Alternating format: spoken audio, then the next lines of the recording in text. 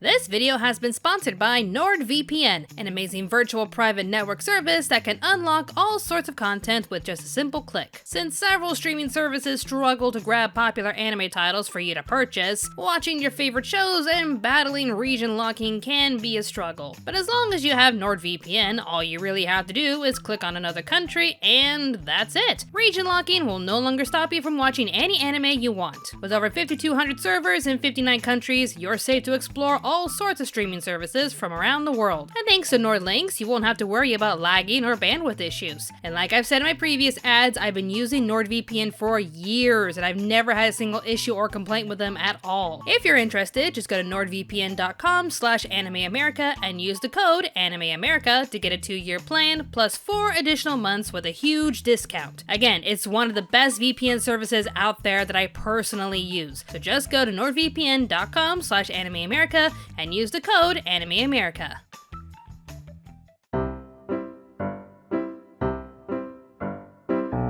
So, that's summer lineup. Let's get into this. Welcome back to First Episode Impressions, where I watch the first episode of a series and feel the need to talk about it. So, the summer lineup. That was a thing. Look, I'm just gonna say it, nothing in this lineup really jumped at me compared to spring and winter. I'm mostly blaming this, however, on the sequels, because apparently the summer lineup was just filled with a lot of sequels, making this year's nominee for Best Sequel much harder than before. As for the new titles that came out, they were fine, I guess. If anything, I had a hard time picking out the best title of the season that's not a sequel, cause I get it. Miss Kobayashi's Dragon Maid, The Time I Was Reincarnated as Slime, My Life as a Villainess, and a lot more are performing better, so they obviously win the season. But I always talk about the brand new titles when it comes to these segments to give them a lot more attention. So like I said, it was harder for me to pick a new show winner, but I'll explain my decision when I get to that point. Oh, and believe me, it was not hard picking the worst one of the lineup. Woohoo, boy howdy. So let's just get into this. As always, I'll quickly address the ones that were okay-ish to me first, while saving my stronger opinions on the best and worst shows later. With all that said, let's get started. Also, if you like this video and want to help support the channel, just leave a like on this video and leave a comment down below. It's YouTube Senpai's way of noticing us, apparently, so I'd greatly appreciate your help. Alright, shall we begin?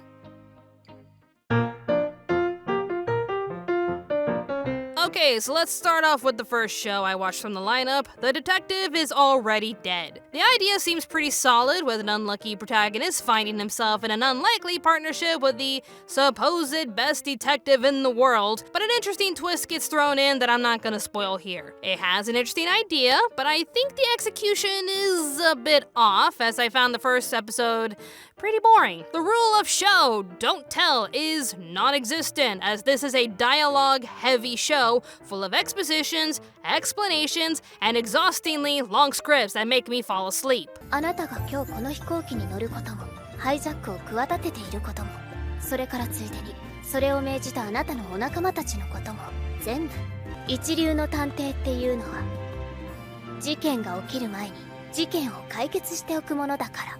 Wow. I could see your lips moving, but it was just like you were going blah, blah, blah. I'm not really that impressed with the first episode, but I can't say the idea isn't interesting. Girlfriend is okay? I am not sorry. Seriously, this series was brought to you by the golden word polygamy, as in the main guy somehow convinces both girls to date him at the same time. I mean, at least he's honest. I didn't want to cheat on the first girlfriend, so I'll give him that. Still, it's a bit iffy as this guy worked so hard to date his childhood friend, only to get a confession from a different girl and didn't really have the heart to tell her no. But it's still a funny twist to see him actually ask both girls if it's okay to be in a triangle relationship. Honestly, I just like the redhead going out saying, no, we're supposed to be a couple. That means 2, not 3. But then takes a look at the other girl and is all like, oh my god, no wonder you couldn't say no. She's precious, look at her. Can I date her? It's a random harem comedy with characters that aren't too bad, so give it a watch if you're curious. Spirit Chronicles is a different approach to isekais with a lot of ideas, but I really don't know if it can execute all of the ideas. A young man dies in a not so subtle and extremely brutal way to die. wow, and awakens in the body of a young man in another world. I assumed, because I've seen stuff like this before, that the boy died but is alive only because the spirit of the young man possesses his body now. But it's more like a fusion that makes these two souls into one persona, I guess. And this somehow gives him powers. Interesting approach, but I'm not sure if this idea will ever come back, as the young man had a drive to protect his childhood sweetheart, if he could ever find her, while the young boy has a drive to avenge his mother. But now they have to go to the Royal Academy to become a knight as a reward for saving the princess. And because the boy was born from the slums, he's gonna be treated differently while surrounded by upper class children and yada yada yada blah blah blah. Look, it's an interesting approach to isekais, but I feel like it'll get overlooked by all these other ideas meshing in, if that makes sense. Okay, so what do you get if you mesh together The Devil is a Part-Timer with Squid Girl? You get Jahi-sama, Won't Be Discouraged, and I am not kidding, it's like the two mesh together. It's a cute comedy about a powerful demon lord being easily defeated by a magical girl destroying her mana crystal, which brings an end to her demonic realm. She finds herself on Earth and reduced down to the size of a child with nowhere else to go. Eventually, she finds herself a job and a cheap apartment to rent thanks to two sisters, but she's determined to save enough money to help her travel the globe in search for her missing mana crystals in order to properly restore her realm. It's not a bad show or anything, it's just a cute little comedy that reminds me a lot of Devil is a Part-Timer and Squid Girl, but it's still its own thing and it's kinda cute.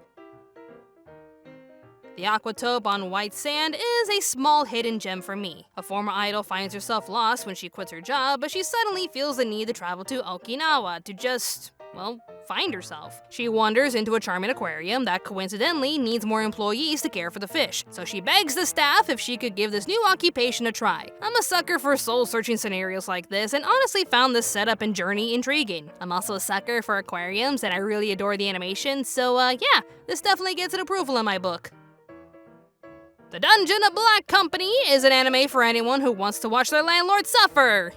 Basically. It's another isekai that subverts expectations by plucking a successful property manager from his comfy lifestyle and into a new world. It mostly has him trying to cheat his way to the top with get-rich-quick schemes since he has zero work ethics, but most of his ideas seem to fail horrifically and hilariously. I feel like each episode will have the same setup and punchline, but it's still a creative idea for isekais.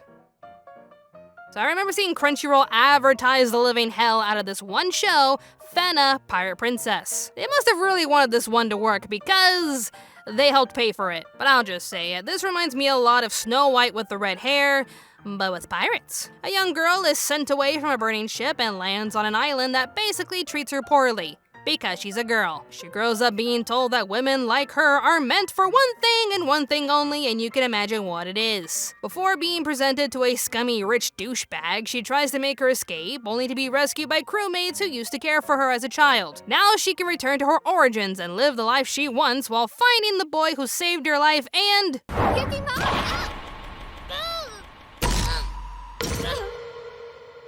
Well, he seems nice. I don't know, I've seen enough shows like this where the men treat the main character poorly because she's a woman, but she's gonna follow her dreams and won't let any man tell her what to do. But will totally get all blushy doki doki style when her senpai is near her. Hi, senpai. If you like it, it's yours. It's just not for me. D-Side Traumare is... okay, but I feel like I've seen this one before. Our main hero watched his brother die years ago and noticed a strange marking next to his body. Years later, he gets bitten by a mysterious creature and can now see other strange creatures that can endanger humanity itself. These creatures tend to target emotional, vulnerable citizens desperate for revenge or something related to that and feed off of their energy in order to, I don't know, kill all humans for some strange reason. Since he can see the creatures, he awakens a new ability within him that allows him to fight off these monsters, while also discovering these creatures may have something to do with his brother's death. I honestly have nothing else to say about this though. It's got a relatable setup with emotionally charged individuals being targets, but that's about it. It's nothing that special to me, so I'm just gonna pass. Next up we have I, Tsushima. Oh my god, are you seeing this? Look at the animation! So much detail went into these cute little cats. Oh, look at them! They're so squishy! They're so realistic compared to everything else. Just... why? Why is the animation like this? I love it, but why? It's so cute. It's honestly just about a gluttonous cat moving in with an old lady, and hilarity ensues. That's it. It's random, it's pretty funny, and it's adorable. Moving on. To end this segment, I've saved 2 titles that seem pretty popular with a lot of fans recommending them, but they were just okay to me. I mean, they're not that amazing to me personally, but I can't say they're that bad. Far from it, they're actually kinda good. The case study of Vanitas is fine, and I wanted to call it Vanitas because yes, I play Kingdom Hearts 2. The pacing is decent, the idea really isn't that bad, and the aesthetics bring back warm fuzzy memories of when I was obsessed with Black Butler. Those were the days. It's basically about a vampire born on the blue moon that was shunned by vampires born on the red moon, but legend says that the blue moon vampire Vanitas created a grimoire that would be the key to saving red moon vampires eventually. Well, his human apprentice, also named Vanitas, is traveling around to use the grimoire to save vampires and restore their true names. It comes off as an attractive series that'll give you comedy, action, and seductively beautiful characters. For me, I think it's okay and looks a bit fun, but that's about it, really. I know the show is gaining a lot of hype and Vanitas fandom is becoming a thing, but I don't know. It didn't really leave a strong impression on me, but it's okay. And then we have the Duke of Death and his maid. Honestly, this one is a bit mixed for me. The Duke was cursed by a witch, causing him to accidentally kill any form of life that touches him. So his family sends him away to live alone with only a few servants to tend to him. One of them is his maid, and she... well, she really loves Senpai. Like, invading his space constantly over and over again because she really loves Senpai and loves teasing him. Girl, bubble space. Bubble. I like the idea of their relationship as she's like the one genuine person who loves Bo-chan regardless of his circumstances, but she only has one joke and keeps doing it over and over and over again. I know a lot of fans love this, but I don't know, I guess I just found myself a little annoyed and a bit bored. Still not bad, but it's just okay to me. Alright, now we're heading into the category that left better impressions on me for good and bad reasons. Here are my choices for the best and worst anime of the summer 2021 lineup.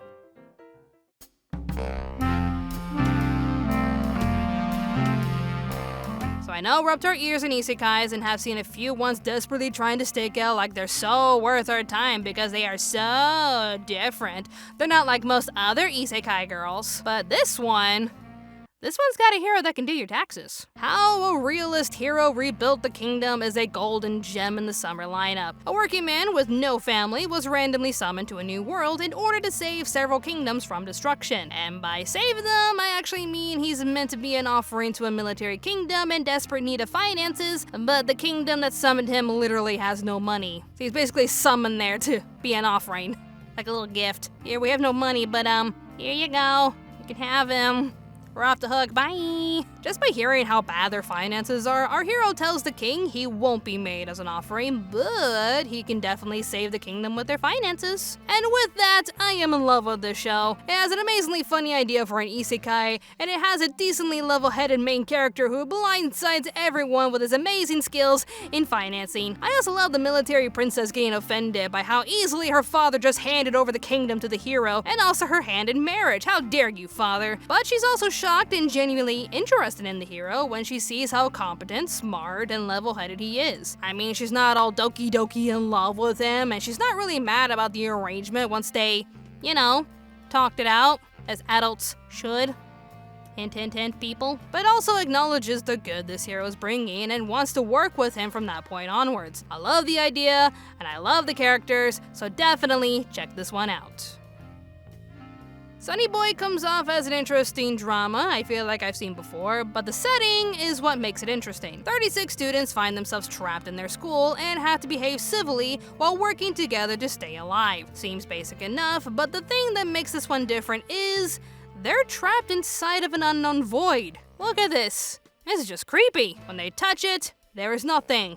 When they look into it, they see nothing. When they try to step into it, there is nothing beneath them. So we have 36 teenagers trapped in an unknown void, which also granted superpowers to nearly half of them. With every minute passing, tensions begin to rise in regards to safety, survival, and mental stress. Can they get along and look out for each other?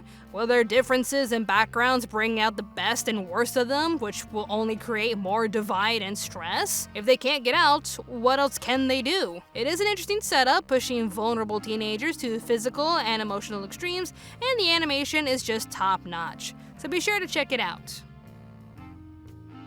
Tsukimichi, Moonlit Fantasy, is basically Konosuba mixed with Shield Hero, and that's okay in my book. Our hero has to meet an obligation set up by his parents to become a hero for a goddess in another world, but gets banished by said goddess because, damn! You ugly ass fuck! She gives him the ability to understand any language except humans because she really thinks he's too ugly to be around normal people, so he's sent off to the demi-human and demon countries. Oh, this bitch. From there, our hero does everything he can to get stronger and form a team to get his vengeance on the goddess who tossed him away like trash. Yeah, this is just pure fun for an isekai. Both the goddess and the humans are horrible to our hero, so let's grab some waifus, wreck shit up, and have some fun. Alright, I'm on board, and I think you'll like this one too. So I made a tweet about Peach Boy Riverside asking if I missed an episode or something because this show literally starts off immediately in a random scene like it's continuing from a previous episode. Turns out, however, this show tried to do something different with its story and pacing, but I don't think it was executed well. A former princess goes on a random journey and finds a demi-human hairfolk named Frau. The show actually gets 1 point from me because Frau is precious. Look at her. All I really got from episode 1 though is most humans are racist towards demi-humans. The princess has a hidden ability that is OP as hell, and she's looking for some dude who has a similar ability. And Frau is cute. Look at her, she's cute. Most people who kept watching said the real first episode is episode 4 for some reason. So if Peach Boy Riverside is trying to be like Haruhi Suzumiya with its mixed up episodes, then it's not really doing a good job. Mother of the Goddess Dormitory is ecchi trash. Ecchi is fine in most cases, but it feels off-putting when the one getting said ecchi fan service is a 12-year-old boy, and I'm pretty sure that age is under the legal limit in Japan. Basically, a homeless boy gets picked up by a female scientist living in a female dormitory and offers him a place to stay as the new, mother of the dorm.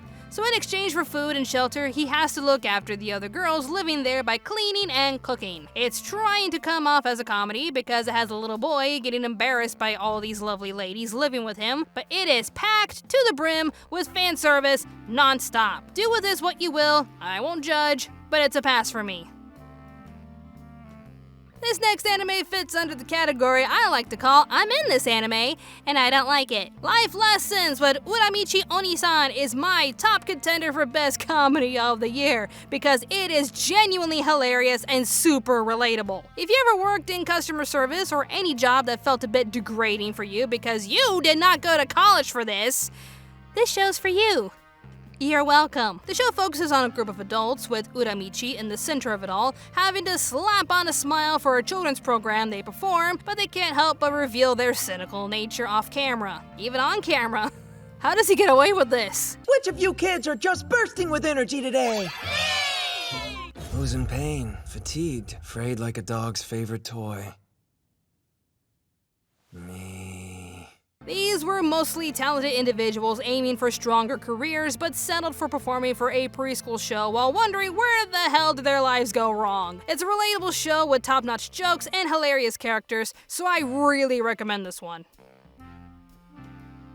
The Idaten Deities Know Only Peace has a really powerful message on peace and stagnation, but the delivery might be going a bit overboard. Giant monsters threaten all of mankind, so powerful gods known as Idatens were created to protect humans and seal away all monsters. One Idaten was left behind to protect the seal and look after humanity from that point onwards, but it's been 800 years since, and humanity is now acting like a bunch of ungrateful jackasses. There may not be any giant monsters anymore, but humans are taking peace for granted, while researching new ways to create war and conquer other countries. Good old classy humans being good old classy humans. The elder Idaten tries her best to teach the new generation of Idatens on how to protect peace and why they should protect peace, but even they act like little brats who are easily bored. The idea may sound like it's a show full of jerks and brats being horrible, but it shows how entitled and bored generations can behave when they have nothing to fight for, nothing to be afraid of, and can't even appreciate how good they have it compared to their ancestors. Older generations try to pass on their knowledge and hope future generations will strive to protect peace and harmony. You know, the lifestyle that they couldn't have, but they fought so hard to make sure the future generations had this peace and tranquility, only to have grandchildren to spout back at them, whatever Gramps, while sliding in their AirPods and walking away. You kids these days with your AirPods and tablets, back in my day! I definitely like the message, but boy howdy, that ending went a little overboard. Trigger warning for the ending, but I get it. Power-hungry humans are dickheads and feel like they can do whatever they want, which adds to the overall message, but the ending might be a bit much if you can't really handle overly theatrical, artistic-looking sexual assault. All I can really say about that scene, though, is tell me you want to be Clockwork Orange without telling me you want to be Clockwork Orange.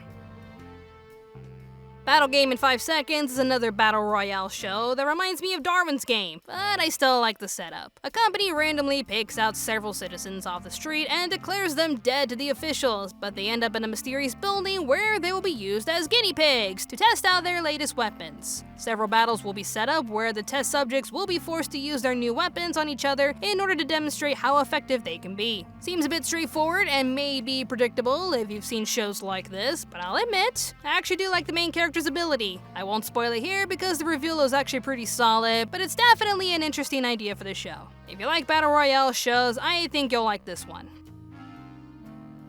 Cheat Pharmacist Slow Life is the laziest approach to the isekai genre, and it's laughable. It literally starts the show with, hey, this guy used to be a corporate slave, but suddenly woke up in a new world and is suddenly amazing crafting medicines and potions. Okay, that's it. You can keep watching the show now. It doesn't even show the setup or transition that all isekais have. The transition from one world to another is an isekai essential, and they don't even have it. It just tells you that it's an isekai, and that's it. And that's literally what the show is all about. A boring yet lighthearted anime about a guy who lives in a quiet country town making the best medicine in the world. I'm honestly shocked with how they approach this show, like it's another isekai when it feels like it's cheating. I feel like this was supposed to be a simple show about an overly talented pharmacist, but they slapped on the last-minute isekai intro to jump on the bandwagon. And don't take my word to heart, I am just saying that's how it feels regardless if it's supposed to be an isekai or not. It looks cute, but that's it. Moving on. Hey, I actually found a sports anime that's actually kinda decent. It's been a while. Remain is about a young man recovering from being in a coma and losing his memories from an accident he and his family were in. Turns out he was an amazing water polo athlete that showed a lot of promise with his 3 friends, but he doesn't remember any of his time as an athlete at all. Everyone around him wonders if he'll try water polo again and reclaim his title as a national champion, but he seems a bit hesitant considering his condition. I actually do think this is an interesting setup with a lot of promise, but honestly, this would be a perfect anime if we didn't have this guy in it. 湊先輩退院したってあすみちゃんから聞いて探してたんですよ湊先輩湊先輩先輩一緒にやりましょうよじゃなきゃ僕何のためにこの学校来たか知らないよそんなこと Okay, our main character has the personality of a 6th grader because he lost 3 years of his memories. What's your excuse? The next one is a show I almost labeled as the best of the summer lineup, Opera Girl. A former idol drops out of her team after an awkward encounter she had with a male fan, and it scarred her pretty severely. Wanting to avoid men at all costs, she auditions for a prestigious school where only the most beautiful and talented young ladies can join and train to become an iconic actress for the Koka theater troupe. She was able to get in pretty easily, but is already getting scorned by other girls for not knowing about the cherry blossom curse. Oh my god, is she like literally going towards the cherry blossom tree? Y'all should know that is a curse. You can't go near the cherry blossom tree. Well, bye, Felicia. Ugh, ladies. But she also finds herself in a one-sided friendship with a bizarrely tall and extremely hyperactive young lady who also made the audition. From there, all the new recruits train tirelessly so they can shine as the next troop star, but multiple obstacles related to health, stress, and personal matters will arise along the way. It's another show highlighting the stress, trials, and tribulations female performers are put through and even put themselves through, having to deal with high standards, family pressure, personal flaws, jealousy, possessiveness, and more. This show will either come off as relatable or even triggering to some. I for one see a lot of promise with these girls, and not gonna lie, this reminds me a lot of the Zuka Club from Modern High School Host Club, and I just want to see more. Just without these ladies and we're good. Hey, I found a mobile app anime game that's actually pretty good.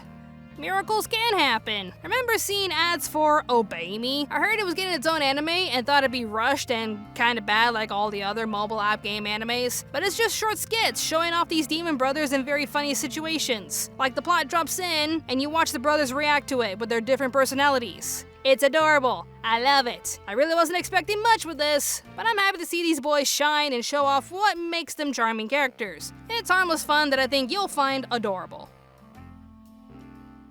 Like I said earlier, it wasn't easy choosing the best of the summer lineup since there wasn't really anything that stood out to me that much. I did struggle though to choose between this one and Opera Girl, but I chose the one I think a lot of us can relate to. You ever found yourself at a crossroad, chose one path, and then regretted all of your life choices while wishing you could go back in time and choose the other path?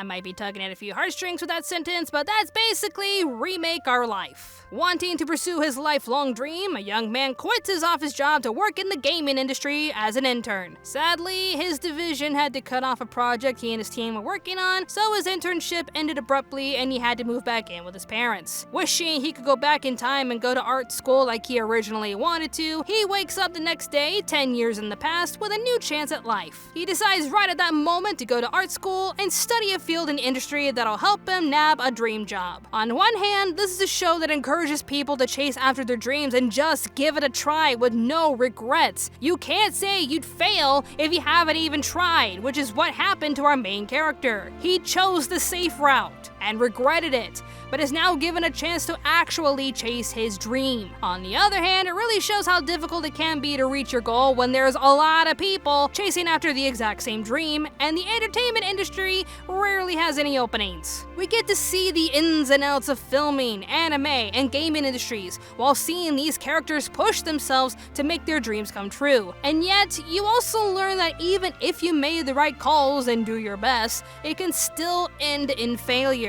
So just learn to accept that, but don't give up. This anime speaks volumes to me, and I do believe it can reach out to anyone who struggled at their own crossroads. It's a relatable show with good characters, and I believe it deserves my vote for the best anime of the summer lineup. And my pick for the worst anime of the summer lineup is... Oh my god, wow, it's another poorly made video game adaptation. How'd that get there? None of you should be surprised. Scarlet Nexus is a game that seems to be liked by several fans, so let's just make a super generic anime with a rush story and boring characters. Great idea, right guys? The world is plagued by gross organisms that are called others. Creative names be creative, as you can obviously tell. A boy is rescued by an elite soldier from the Other Suppression Force, so of course he wants to drop everything his family wants him to do and become an OSF member too. Of course he's sent to a training facility with other teenagers wanting to do the same thing, so yeah, this is giving me Major Ruby vibes. Oh my god, even the character looks like Ruby. Look at him! Overall, this is just boring. There's nothing interesting about the plot, the characters are just dull, and the pacing is bad. But hey, I'll give them this. The opening credits are actually pretty good. At its worst, Scarlet Nexus is boring and unmemorable, which is honestly a compliment when I compare it to these two. And there you have it. My overall thoughts for the summer lineup was not bad, I guess, but not many titles stood out to me compared to winter and spring. So that leaves me with your thoughts. Is there any anime from this lineup that you think I should give a second chance to, or ones that you think I really shouldn't bother with? And don't forget to tell me which anime you like from the summer lineup in the comment section down below. And again, interaction is key to helping your favorite YouTubers get YouTube Senpai's attention. So be sure to leave a like like on this video to help us out. I'd like to take this time to thank all of my amazing Patreon supporters for their help and support. We've had our rough days here on YouTube, but your amazing support and contributions have really kept this channel alive and thriving. I honestly can't thank you all enough. And also, thank you all so much for watching this video. More awesome videos will be on the way, so stay tuned to Anime America.